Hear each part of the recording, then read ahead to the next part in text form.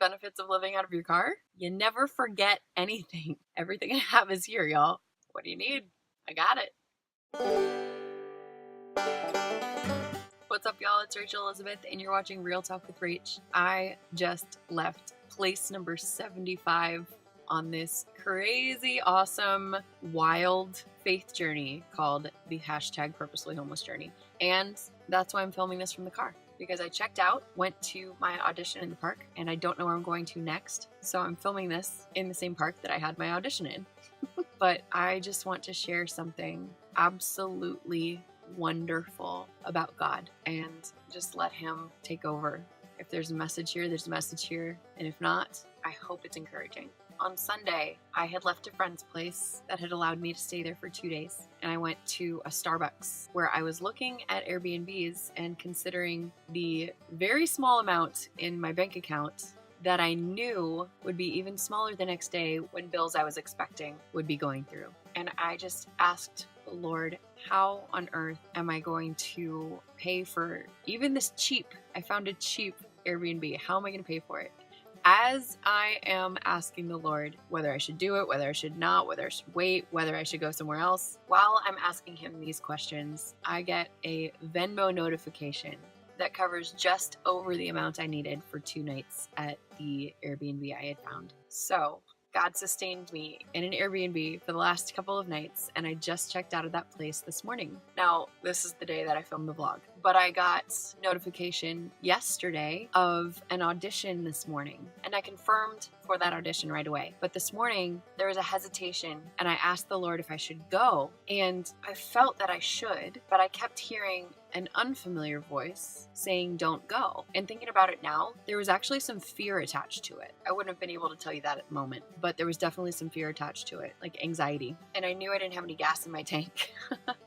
It was definitely on E, and I probably had about 30 miles to go till it was empty. And so I decided to go to the audition because I didn't recognize that voice as the voice of God. But there was anxiety attached to it, which made me think, well, maybe that is the voice of God and I shouldn't go to the audition, but I am just not recognizing the voice right now. So I did the only thing I knew to do, which was go towards the audition, praising the Lord for the audition, praising the Lord for everything that he's been doing in every way he sustains me, even if I was feeling anxiety. I was praising through the feelings, and I headed towards the audition praying, God, if you do not want me to go to this audition, don't let me make it there. Please stop me from going. But I still had a feeling that that's where I needed to go. So I got to the audition and I ran into someone I knew there. This guy, Nico, who goes to Gospel House, who I had just seen the night before, who I had been needing to meet up with because he has a testimony of being led to be homeless for a season by God. And now he's out of it. He was at this audition. So I finished the audition after giving him a hug, and I'm sitting in the car and he messages me and says, hey, do you want to do a Bible study? I was like, well, I got to do this vlog, but let's pray. So he came over and we talked about what was going on. He shared his testimony finally, and it was so encouraging because, like I always say, whatever God leads us into, he will lead us out of. And Nico's story was that encouragement because God led him into a season of homelessness for ministry, for preparation, for teaching, for character building, and so that he could relate to the people that he is ministering to, because he does have a heart for the homeless community. And yet God has since then led him out of it, and now he has an apartment of his own. So I got to hear his testimony, and it was so encouraging, and he prayed for me, and he blessed me. And then he gave me the $15 that was in his wallet, and I cannot tell you how much that blessed me, y'all. Let me just make it real clear. This morning, when I filled up my tank, I could only put $10 in it.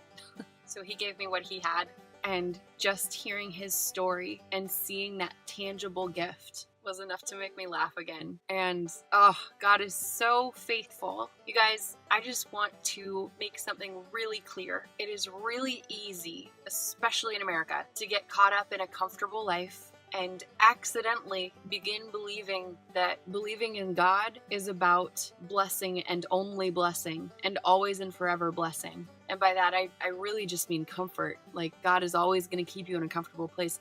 That is half of the truth. Yes, God wants to bless you, but a lot of times those blessings are going to come in the form of character building. A lot of times those blessings are going to come in the form of suffering that doesn't make sense right now, so that you can rejoice in what you see that suffering did for you later. Because nothing is happening to you, it's happening for you. So whatever does not make sense right now, God is working that for your good. And our job in these times is simply to be grateful and obedient. Obedient and full of thanksgiving. And what Nico was praying over me was a lot of what Philippians chapter 4 says about anxiety, where it says, rejoice in the Lord always. Again, I say rejoice. And then it goes into saying, give your anxiety to God and give thanks. So rejoice, give your anxiety to God, and then rejoice.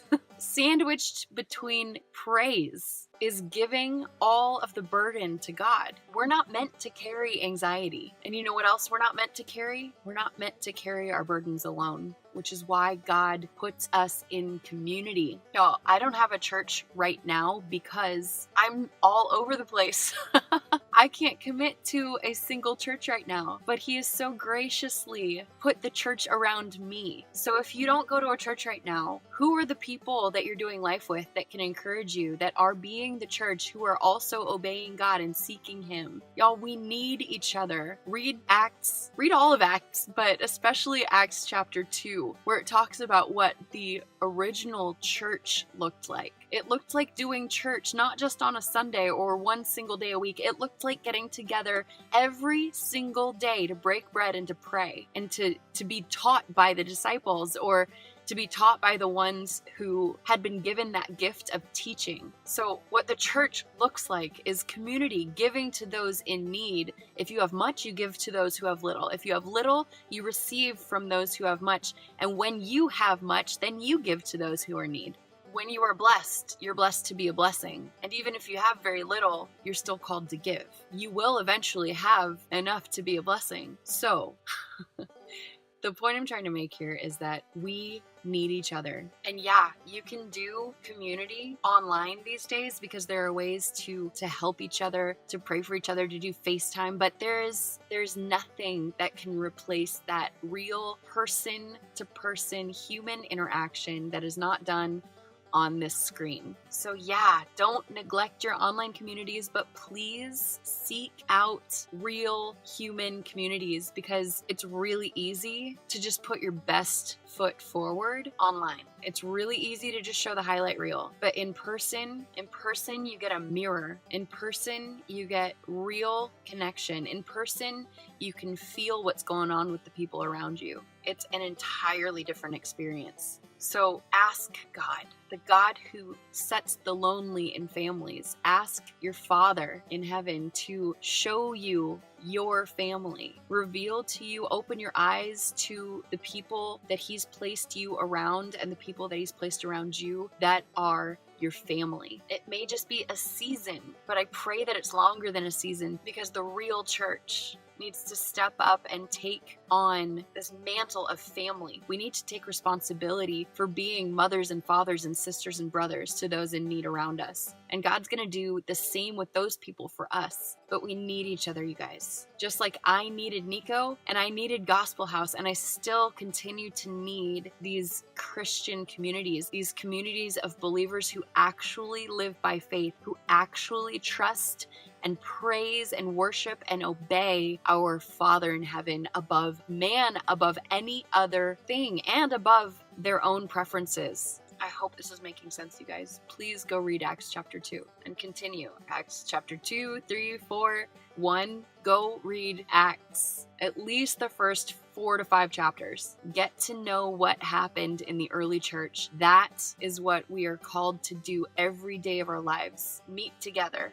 Do not neglect to meet together, as some are in the habit of doing, but get together, share your burdens, confess your sin, Pray for one another. Do life together. Don't judge. Be the church, you guys. Go love people like you love Jesus. I know you guys love Jesus. So go spend time with Abba. Go spend time in the secret place. But after you do that, don't just stay alone. Go out. Go find people to love. If you are having a lonely day, guess what? That is your invitation to go find someone to love on. Go out in the streets. Go find a homeless person. Make friends with them. Get to know their story. Whatever you do, do it in love. And I promise you, your situation is going to change. And if your situation doesn't change immediately, God's doing something amazing in it. But I promise you, your attitude will start to change, and your heart will start to change, and your mood will for sure change, because I was so struggling with joy this morning. And now I have enough to share with you, because God put my family around me. God brought me to my family. And you guys are my family too. But we need these real human interactions. We need real in-person